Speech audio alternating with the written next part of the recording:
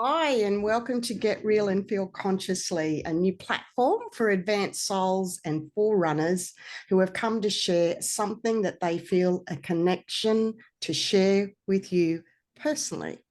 And today is episode 2 with Corrie Hardaker. Did I pronounce it right? On birthing. So, Corrie, welcome. Corrie, where are you from? Where do you live in the world?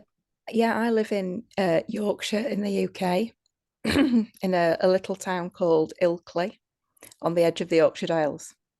Beautiful. And I love the photos and everything you share with us of all the adventures that you take around that area. There's so much significance in so many ways. And when the call was put out for these podcasts, Get Real, Feeling Consciously, which are brand new to the planet, as was mentioned before, episode 1 was leading the way, where space was held with 4 others, with myself sharing bits and pieces. And before we go into your podcast, Corrie, I want to share briefly that because we're doing these live and we can't pre-script what we're doing, and these are things that we've lived for a long time. Already a big shift is releasing. Look at that, Corrie. Who would have expected live a big release? So as I'm talking now, a big whoosh of clear energy is coming up between us, going to gold.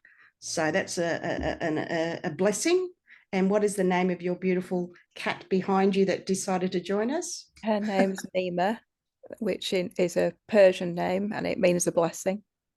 When she came and sat down, it's just gorgeous. So when the call was put out, you replied really quickly. And you actually wrote, I'm feeling very called to contact you right away regarding the new podcast. And what did you feel to step up to volunteer? What came for you, Dal? What came for you? Um, it was really wanting to share about my birthing experience when I had my son. Um, it was a really difficult birth. Did leave me in a state of a lot of trauma. And in talking to other women, I just came across so many women who'd had similar experiences, and I felt it's something that a lot of people can resonate with. Can I just share here? Because with these podcasts, Corrie, we're going to go back and forth. We're going to jump in as we want. We're not going to, some people say, oh, I hate it when people jump in and over talk. We're not going to be over talking. This is how it goes and flows when you really connect with someone. You get excited and it's part of it. So this is what is going to happen through here all the way through. And you know me, Corrie. And the amount of women, and it's interesting that you said that, because the amount of women, especially Blu-rays, amount of women that had traumatic birthing experience, I can also add heaps, a lot that I've heard from over the years as well. So you wrote here, I've literally not been the same since this experience now 21 years ago. And you're feeling, I'm very much feeling its readiness to release. So please take a minute to share what comes now for you with this that you felt so strongly to come here and share with us, Dale. It was really that hope that other people would listen to this and connect and would help them in some way in their experience. There is this sort of society thing of like, oh, birth's this wonderful, amazing experience, and yes, on one level it is, but it doesn't always go to plan, and it isn't always what you expect, and you can be left with in really very challenging situation, and feeling not how you're expecting you're going to feel at that time. And I still feel that there's a lot of again expectation, really, that the mother's going to feel amazing at the time of birth, and there's going to be this amazing bond and things, and when things go wrong, that isn't necessarily what happens. And that was certainly my experience, because various things went wrong, and I didn't feel that connection to my son for quite a while.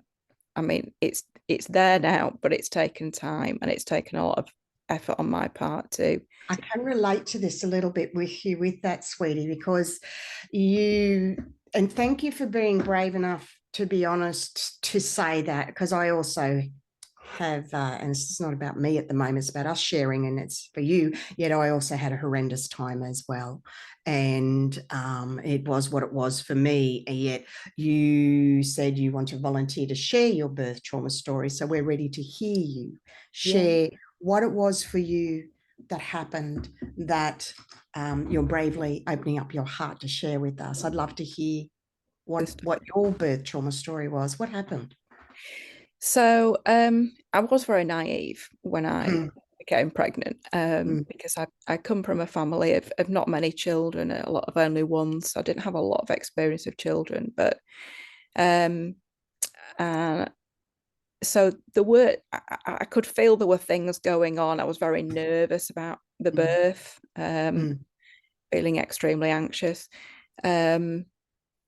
And yeah, the day I went in, there was some argument within the family. My mum really felt she wanted to be there. My husband and I really wanted it to be just the two of us. So there was a family dynamic going on there that wasn't great. Straight up to start with, before you even Before I'd you even got in the birthing. So yeah, so that was not good. The whole vibe was stressed and agitated.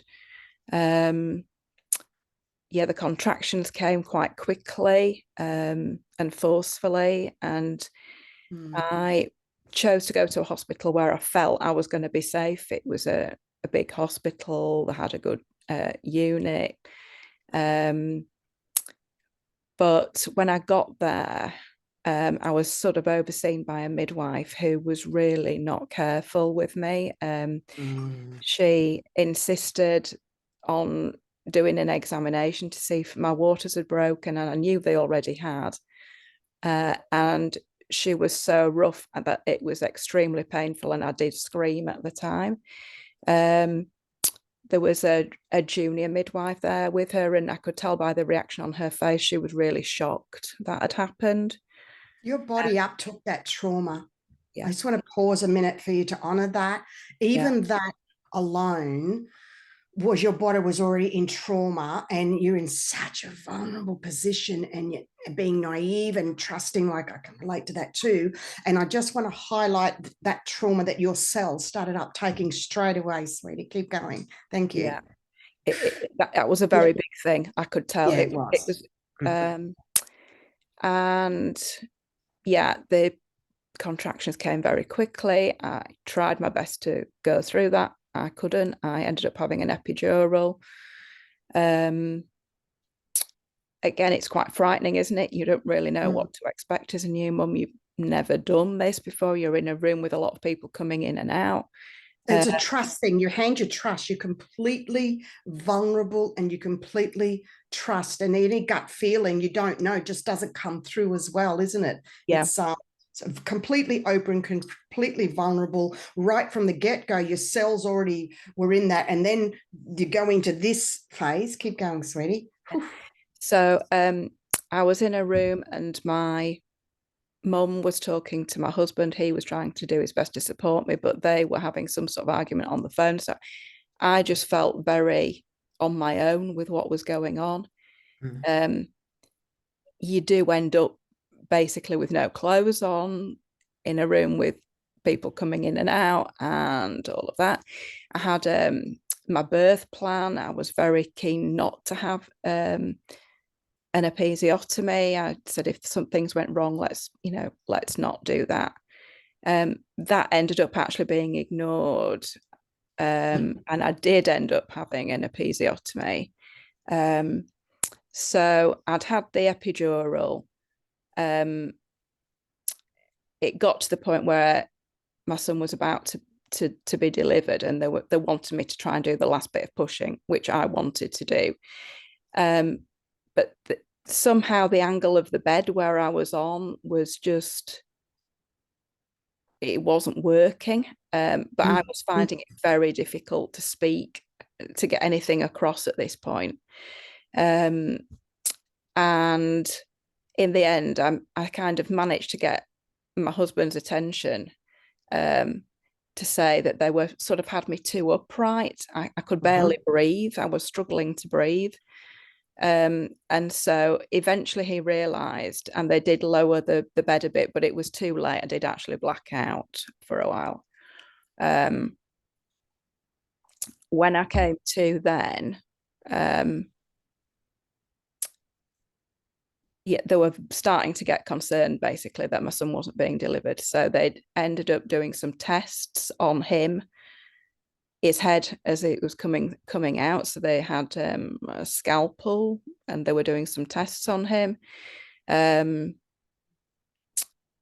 then eventually they decided to do this episiotomy. He was delivered. But I remember feeling utterly broken at that point. It was like everything that I'd not wanted to happen had happened. Yeah, because of the episiotomy or everything, because you're blacking out. Everything. You pause then, and I'm like, I'll just hold space with you, because that was in relaying this back to us now. How does this feel, and you sharing this? All I can tell, I'm sort of holding my breath. It's that going back into that. Well, I think I had held my breath probably so long that I had probably blacked out. Yeah. Because I keep needing to take breaths as we're talking. Yeah. I keep needing to take breaths as you're recalling. So I just want us to take a breath as you're sharing this, so you can release through the cells as you're recalling it. Because it's, for those that don't realize, this is a really big deal to share the vulnerability, to share one's private birth story of your child like this. I know when I've shared my horror story, because it was like a horror story, it takes a lot, because you're feeling deeply emotionally as you're sharing, being brave enough to speak, to get real and feel consciously, so to speak, to voice, to heal, to share with others while you're releasing. Thank you for being so open and vulnerable, because what we're clearing right now is when you lost a bit of consciousness, that when you recall that you felt that, I felt that come through you right now. So I just want to take a moment and thank you for sharing that and release that shock. It's okay. You're through, you're here, you're releasing it now for you and your son, because we will be asking bits about your son, how this has affected him. I know this has affected me. It affected him. It has affected my son as well. Yeah, this is part of our journey. So I want to honor and thank you for what you've been sharing up to this point with us, because it is a big deal. Yeah. So the episiotomy, because they went against what you wanted, so you felt violated. Your body felt violated. I felt utterly violated and mutilated, actually, is what I felt afterwards. Yeah. Yeah. Yeah. And the can't remember the registrar, is it the registrar? Whoever was dealing with me at the time anyway, was sort of sewing me up, and I was trying to ask questions afterwards about it, and he was really quite offhand, and I gave up in the end, because I just thought, I'm just not going to get any answers from him. So after that, I was put on a ward with my son. So obviously not a Scooby-Doo of what I was doing, really, as a new mum. And can I just ask how old you were briefly? I was 30. And because, do you feel, because this is what happened with me, because I was a bit older as well, and because you are a woman that has got a great intelligence and brain, and you look like you went in with a plan, and you weren't listened to, you weren't heard, you weren't respected, and it's such a betrayal.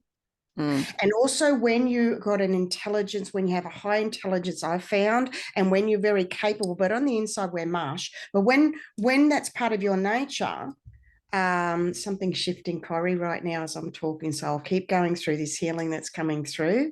When you like that, they tend to leave you alone because you look like you got your shit together. You look like you're coping. Do you feel that was an element as well of those factors as well? I just have a feeling that is, you go. Yeah. Yeah, it could well have been the case. I mean, I didn't remotely feel that. I might have looked it, I but know you wouldn't have, but I also know that's what can happen as well. And I just wonder, yeah, just throw that in. it could have been. I've gone over it so many times. I mean, um, what I found what I found difficult was that nobody came to sort of help me clean him up. So for a long time he was unwashed after the birth.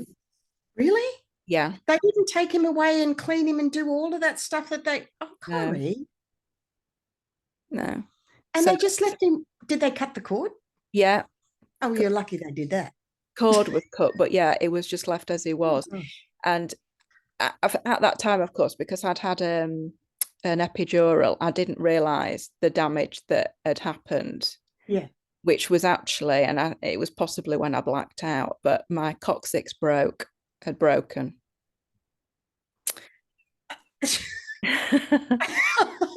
Okay. During this delivery. So, of course, as the epidural wore off, the pain was unbelievable.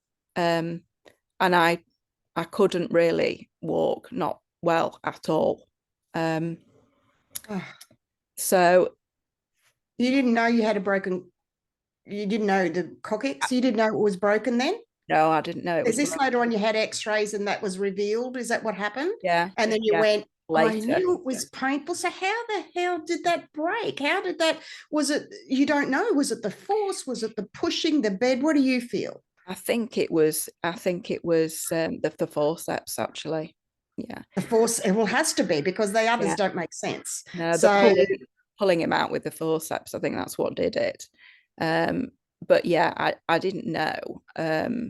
But that then caused obviously a lot of problems, because I didn't have a clue. I was so traumatized. I didn't have the words to express what was going on for myself, really.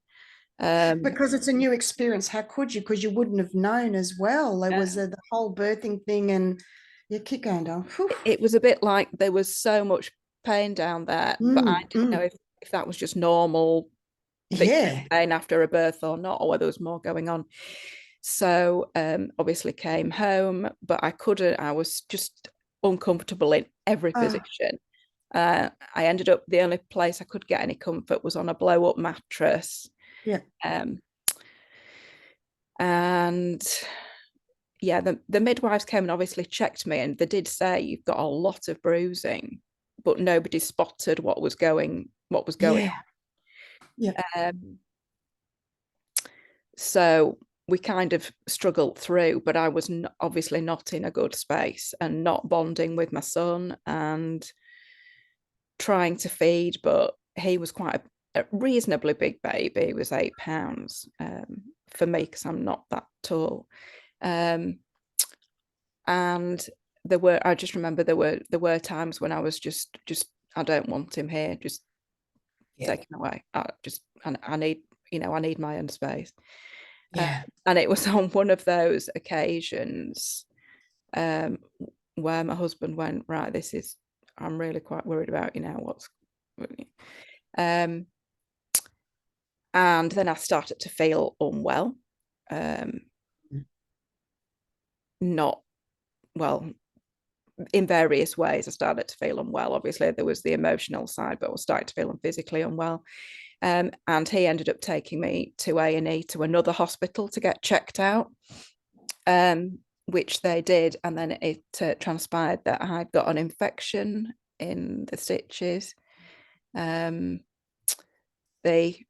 consultant who did the assessment sort of informed me that the episiotomy hadn't been done very well, and that effectively. Did he mention that it needed? Did he ever say that it didn't have to be done? Did he ever mention that? Like, did that need it? Because I wondered when you said that happened, I'm like, oh, but did that need to be happen because he was so big? Or I know it's not important, but I just wondered that when he said that, the stitches, like, No, it came up at all. he didn't say it. He just said that the cut had not been a very good cut, and it had Yeah. literally gone almost from front to back. There was like a tiniest bit of skin holding me together. Goodness me. Um, so yeah, so then after that, to be fair, that hospital, they did look after me, and I did get some Wonderful. medication, some antibiotics, and started to Yeah. feel a little bit better, but I was still in a lot of pain. And at Mm, that point, they then sent me down this path of, okay, so what else is going on then now? And fantastic.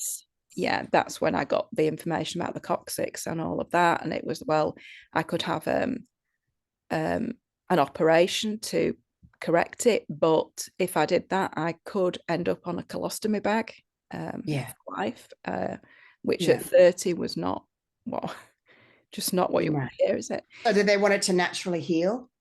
So I Yeah. tried to let it naturally heal.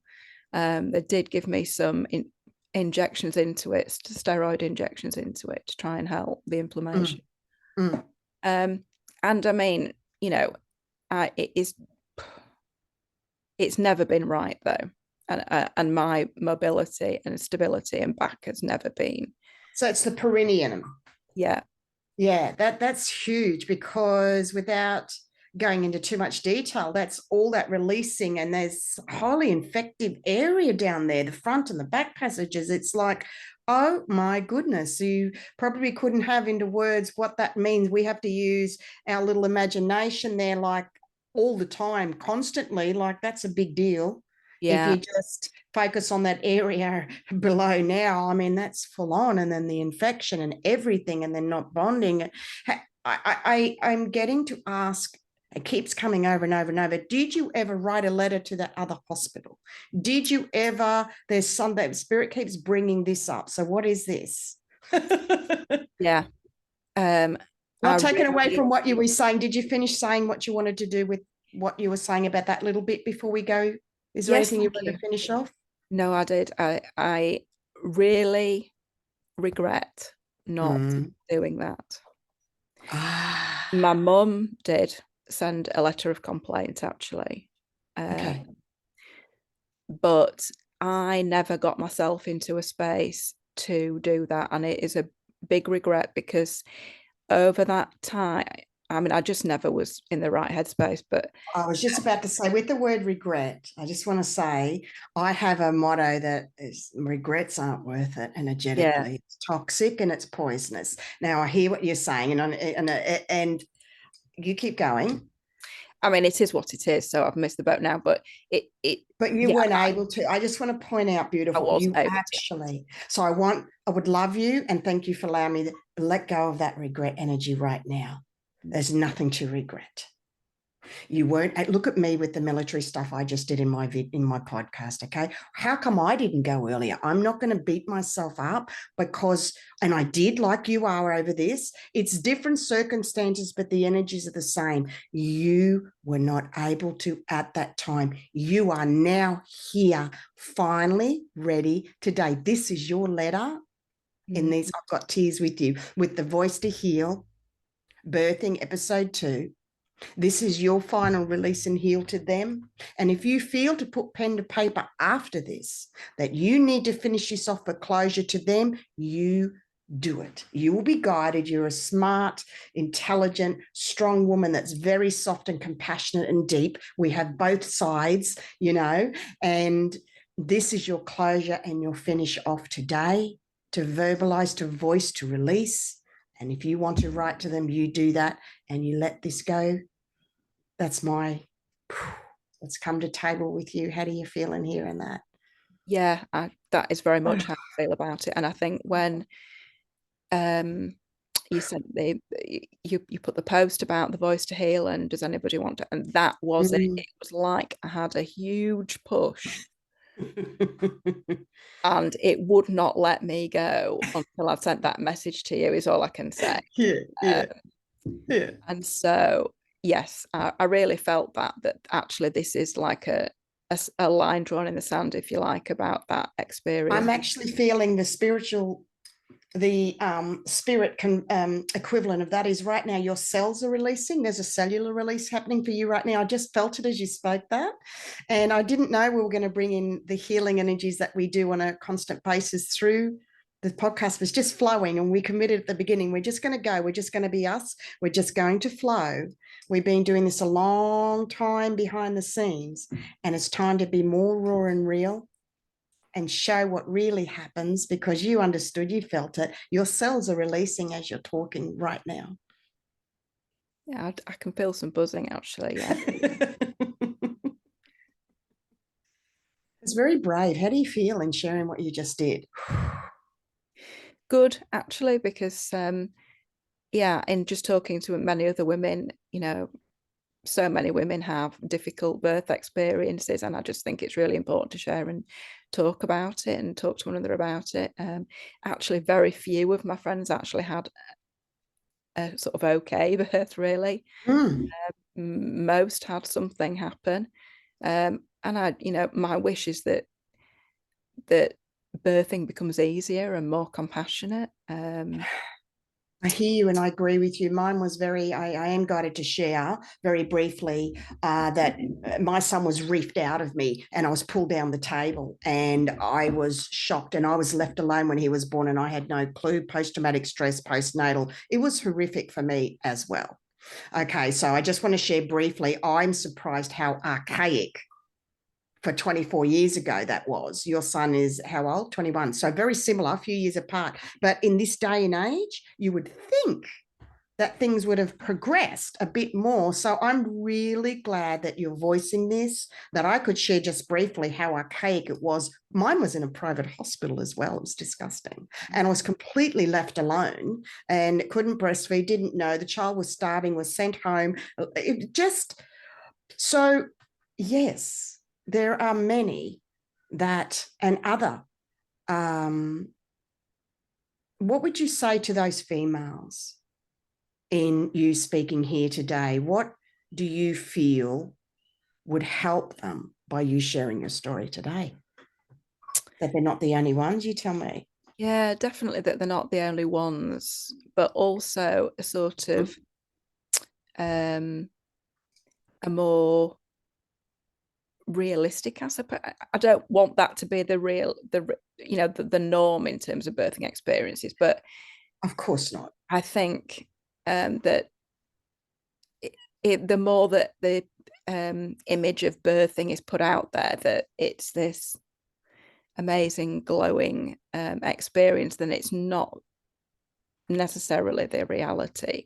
That makes it harder for people to speak up when things go wrong, because then you start to think that or you start to feel that it's your problem. There's something wrong with me. I've made a mistake here. That, you know, I've not done a good job, or what you know, criticizing yourself, basically turning it on yourself, and yes, I would just like to say this is the mic drop, what you just said just then.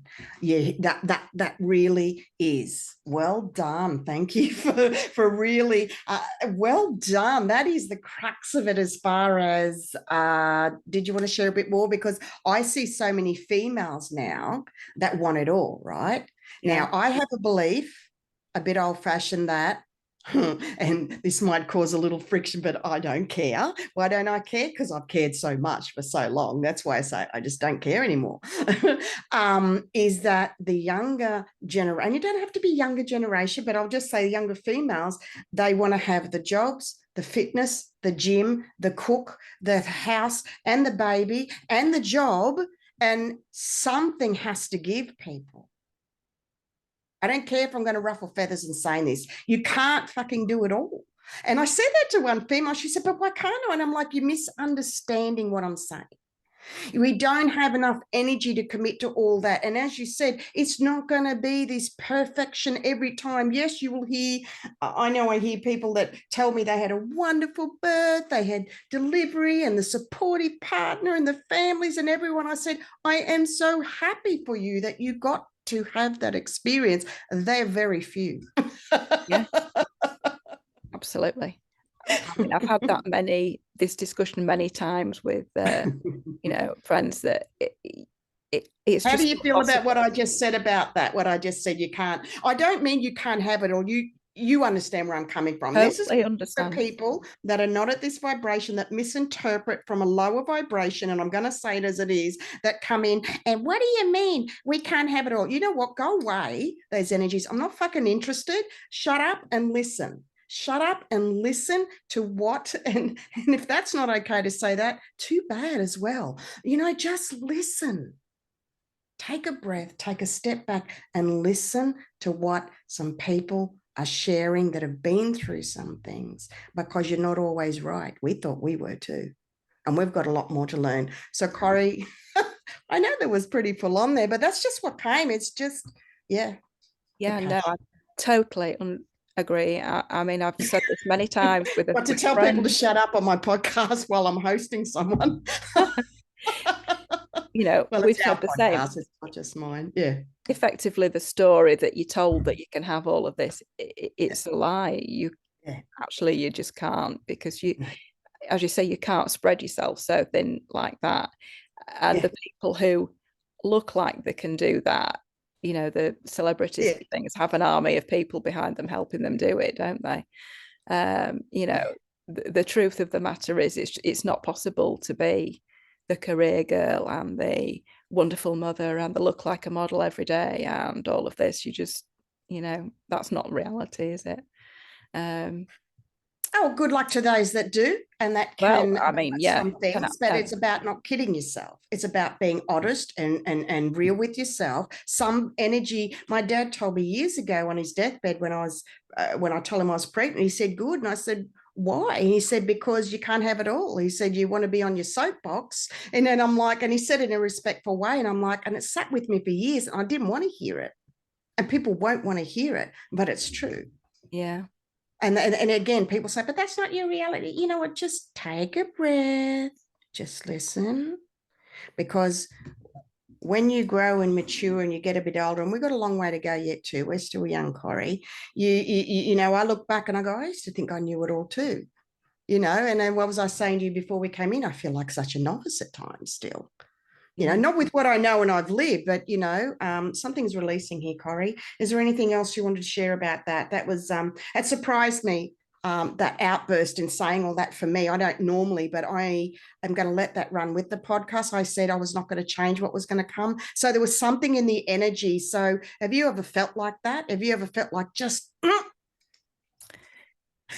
Yeah. Yes, I have. I mean, I just agree with everything you said there, really. I mean, it's beautiful. It's not the way I have learned. I had to learn that for myself. I just couldn't.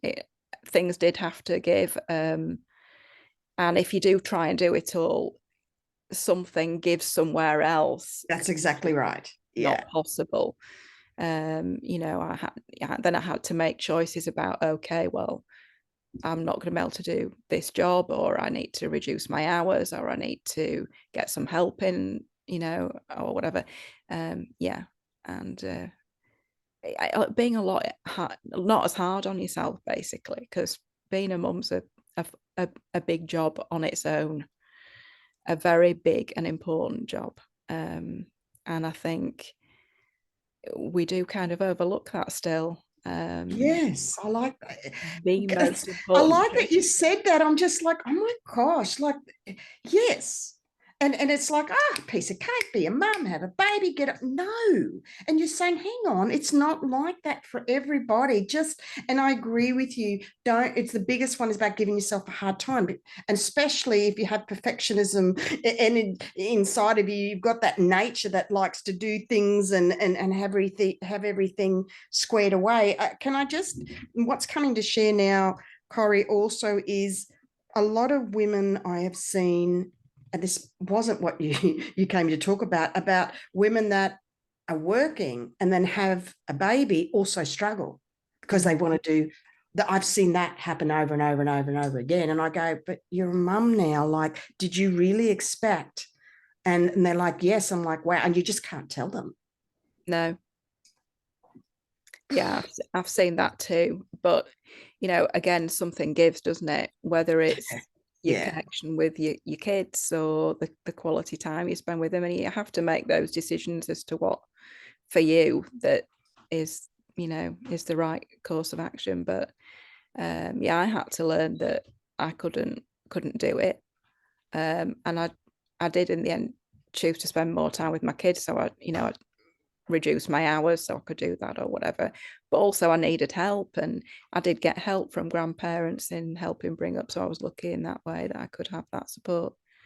But So yeah, you realized that you realized when you were starting to be looked after, you realized you needed to cut the hours down. You had some help. So how has this, did you end up, I'm really, Spirit's guiding me here about later on in life with your son. Tell me a little bit more.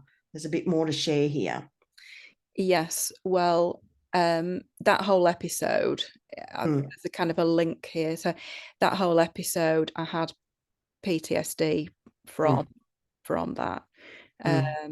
And I did get some support with that.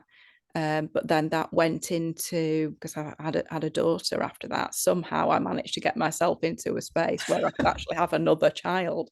It's the memory that we have, that loss. I've only had one child, but when you have that loss and you're like, how do I end up coming to have another one after that trauma? Yeah, exactly. I mean, even at the time I was thinking, but how did you go with that birth? I was so traumatized that I did actually end up asking if I could have a cesarean, an elective cesarean, because I couldn't go through that again. Don't blame you. And they said that was okay, and that was a completely different experience. I chose a different hospital, so I didn't go back to that one because it had really felt like a sort of meat market, really, is what I kind of felt. It was the most strange thing, but I really felt like I was almost in an abattoir or something at the original hospital, like on a production line of, you know. So yeah, I chose a different hospital and I had a different experience, and I told them what had happened and that I was suffering from PTSD with it. So they were much better, and I had a much better experience, but it did still affect my mental health. So I did actually. So after that, my husband actually struggled from what he'd experienced. His mental health deteriorated massively, which caused another whole sequence of things. And then I ended up having a nervous breakdown. So those few years were hell, really awful. Yeah, Adele. Reflecting on it now, just take a breath with that, because that's hit you pretty hard just saying that. So just take a breath, and let's have an opportunity, just a couple of breaths, to release a bit of energy with that. It's a big deal to you just, it's like you're surprised you said that just then. When you said that, you went, it's like, did I just say that? So let's just release it. Let's just slow it down a little. It's a lot to admit, or a lot to share. It is brave. It is really brave. How are your family in listening with your son and your partner, knowing that you were going to speak today about this? Oh, they don't know. Yeah, no. Look and listen. That's okay. I mean, my husband, I don't think, was very surprised, really, because I think he knew. You know, I said I'm going to do this podcast, and he said, I knew you were going to say it was about the birth trauma. Yeah. That's beautiful, though. Yeah. Because it has just been such an enormous thing, and I would say it's actually what I know now. I look at reflecting back on it and where I'm at. It did actually start my healing process, though, even though.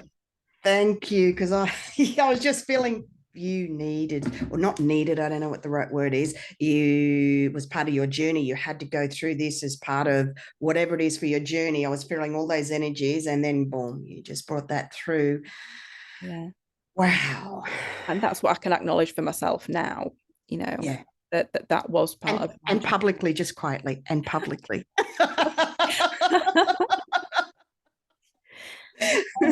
So as awful as Because it you're a very was, private person too. This is a big deal. You are actually a very private person, aren't you? What I say is very, yes, but you're private.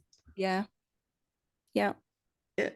But then I guess I just really felt that this was important Yeah. to share for others, Yes. because it, as awful as that experience was, it did start me on an enormous healing journey that's brought me to here 21 years later. Having Wow. learned a lot about myself, having learned a lot of techniques, having, you know, and so in that way, I kind of have to give thanks for that, you know, and all the help and support I've had along the way to this point. So bless and release is what I keep hearing. Bless. We're blessing and releasing. Blessing, and blessing's gone from behind you. She's disappeared. Yeah, she did by the She fire. came and did her bit, and you said that was unusual. I'm like, yeah, I love it. Animals always come to the screen whenever I'm talking or we're talking. People are talking. It's beautiful. So yeah, this is about blessing and releasing, and it feels like a final breakthrough for you, is what I'm also feeling and seeing in you, voicing this, coming into, I'm seeing like a white coming into the light with this through, we were just talking about planetary miasma energies and dark night of soul energies for the planet, which has been shared about recently. And also recently, it's all childhood and family traumas and memories from the past coming up. And how could you relate to, because we're going to wind up soon, how could you relate to some of the sharings recently? Do you feel done, heard, and said right now? Is there anything else before we start winding up, talking about the update that we just shared about how you said, gosh, I can relate to what's happening with the planet, and we're talking here about exactly what's happening at the planet this time, because you are an advanced soul and forerunner. You have been behind the scenes for many years. You've been part of the private 144 New Earth Masters Facebook group that we have, that we do so much behind the scenes. So it is a big deal and a very big step to come here and for us to voice and share, and also leading the way. Is there anything else you want to finish off and share about your podcast today? What do you feel to in closing with the podcast today, sweetie? I'm feeling that it's a bit of a full circle. Seem to be going through a lot of full circle energies at the moment. Mm-hmm. And it feels to me, although I never got a chance to discuss that with my mum, that it was maybe a hereditary ancestral thing that came through, and that it's the end of that cycle, basically the end of that. Did she? Wow, I felt that too. Did she have issues giving birth with you? Was that fine? Do you know? No, I think she did have issues giving birth with me. Yeah, and I think that's possibly part of why her behaviour was quite strange at my birth and difficult, because she was worried about me really going through something. Makes sense. And you are the generation where this ends. That's why I saw you coming into this big light. It's not only just you and everything that everyone's going through right now, and in the future, this will be your right now. It is timelines and past lives and multiple all coming through this apex right now. And Corrie, this is your coming through the apex, with coming here, telling your story, blessing, releasing this trauma of the birth, not just your birth, your son's birth, your birth, and your mum's birth, going back, back, back, back. The words "well done" and "thank you" come, and it's like an understatement, isn't it, to say, "Oh, well done"? But it's good girl. You know what I'm saying? It's you got to acknowledge it. And can you feel that right here? Do you let me know what you're feeling right now? Proud of myself. Oh, yeah. oh gosh. And your face. You go. Grateful to myself, but also all the people who've helped and supported me get to this point. And yourself, Anastasia. I mean, so grateful that I was guided to you, you know, all those years ago, and to the 144 group, because that has been my anchor for a number of years now. So very grateful. Oh. Welcome. You're part of us. It's where it's taken a few years building that group with unconditional love and honesty. And because we're not about egos and competing, because there's a lot of egos and competitiveness going on right now. And I can see that you're feeling emotional right now. And it's beautiful to see that you're feeling that deeply. Thank you, because you are such a beautiful soul. And it's a pleasure and honor connecting with you as well. And we're all over the world in different parts. Yet when you love unconditionally and when you have a Christos energy connection, there's no barriers. And the raw and realness and the authenticity. So people behind the scenes, there's a lot of us that have been keeping away for a reason. And we're coming out. We're coming out now because we're now getting older in human years. And if we don't share this and make some changes through Voicing to Heal, through these podcasts, well, that's keeps us alive and it keeps us going, you know, and it's such a blessing. So I'm going to finish up here, Corrie. I was going to talk about the current energies of talking about childhood memories and times in the past. It fits perfectly. Times in the past where we were not able to speak and voice to release. We are finding that those memories are coming up now to give us a further opportunity to feel, to release them and just to let go and walk away. Now, there's much to that. It's not as simple as what I just said there. However, that is the current state of the energies. But we're winding up episode 2 with Corrie. Thank you so much for coming on. I really appreciate your bravery in being honest and sharing what you just trusted live. And the biggest thing is to trust yourself and not give yourself a hard time. Be gentle on yourself, because we're walking hand in hand and jumping puddles as we're traversing the energies on this planet at this time. And we are so blessed to be here. And it's time to really honor ourselves within. And I honor you, Corrie, for coming here and sharing what you have. Thank you so much. Thank you for creating the space for me to do so. Thank you. Beautiful. All right, everybody. I look forward to episode number 3, which Stephen will be talking about drugs and addiction, prescription drugs and addiction. So that'll be really interesting. So thank you, Corrie. And thank you, everybody, for joining. Bye, everyone. Bye.